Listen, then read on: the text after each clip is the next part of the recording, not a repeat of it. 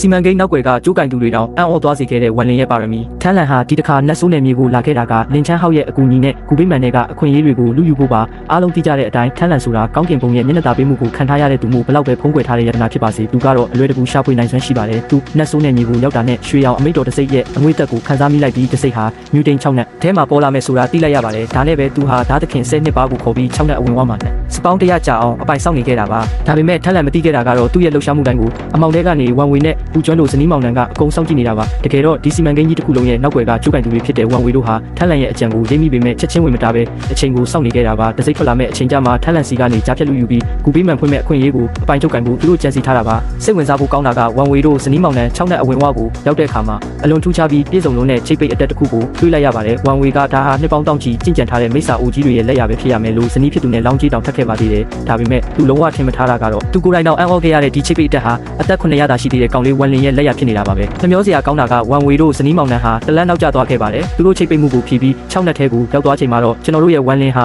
အလူရှင်ကြီးထန်းလန်စီကနေရွှေရောင်တစိမ့်ကိုအတင်းလူယူသွားရုံတင်မကထန်းလန်ရဲ့ဒုတိယဝိညာဉ်ရှေးဦးမိုးကျိုးနဂါကိုပါဝါမျိုးပြီးအမျက်တွေအထုတ်လိုက်ရသွားခဲ့ပါပြီဝမ်ဝေတို့ရောက်သွားတဲ့အချိန်မှာမြင်လိုက်ရတာကတော့ကျိုးရီနဲ့ထန်းလန်တို့တိုက်ခိုက်နေတာနဲ့ဓာတ်သခင်ချန်လုံကအခွင့်ကောင်းယူပြီးထွက်ပြေးဖို့ကြိုးစားနေတာပါပဲဝမ်ဝေဟာကျိုးရီရဲ့လက်ထဲကနတ်ဖျားသားကိုမြင်တာနဲ့သူဟာနတ်ဖျားလောကကဓာတ်ဝိညာဉ်ဖြစ်မှန်းတမ်းသိလိုက်ပါတယ်ဒါကြောင့်သူကမဆိုင်မတော်ပဲထန်းလန်နဲ့ချန်လုံတို့ကိုချိတ်ပိတ်ပြီးအိတ်ထဲထည့်လိုက်ကကျိုးရီကိုခေါ်ပြီး6နက်ထဲကနေထွက်လာခဲ့ပါတယ်သူတို့ရဲ့မူလစီမံကိန်းအရာတစိမ့်ရတာနဲ့ချင်းလင်ရဲ့ဂူပိမန်ကိုဖွင့်ပြီးဆရာဖြစ်သူကိုကယ်ရမှာပါဒါပေမဲ့သူတို့မမျှော်လင့်ထားတာကဝမ်လင်ဟာ6နက်အောက်ခြေကနေမြေကျော်ဖြစ်တဲ့စဝိုင်းကနေတဆင်လော့ချန်ကျေစုတန်းစီကိုထွက်ပြေးသွားတာပါပဲဒီလိုနဲ့ဝမ်လင်တယောက်နှစ်ပေါင်း900ကြာပြောက်ကွယ်သွားခဲ့ပါတယ်ဒီနှစ်ပေါင်း900အတော်အတွင်းမှာဝမ်ဝေတို့ဇနီးမောင်နှံဟာလက်မလျှော့ပဲနတ်ဆိုးနယ်မြေထဲမှာပုံအောင်ရင်ချင်းလင်ဂူပိမန်ရဲ့လှုပ်ဝက်ချက်ကိုစောင့်ရှောက်နေခဲ့ကြပါတယ်သူတို့သိတာကတော့ဝမ်လင်ဟာတနေ့မှတေချာပေါက်ပြန်လာမယ်ဆိုတာပါပဲထင်ထားတဲ့အတိုင်းပါပဲနှစ်ပေါင်း900ကြာမှာတော့ဝမ်လင်ဟာနိဗ္ဗာန်ကိုစတင်မြင်တွေ့ခြင်းခွေးနဲ့ရဲ့အဆင့်ချင်းကြံမှုနဲ့တူခံရစွာပြန်လည်ရောက်ရှိလာပါတော့တယ်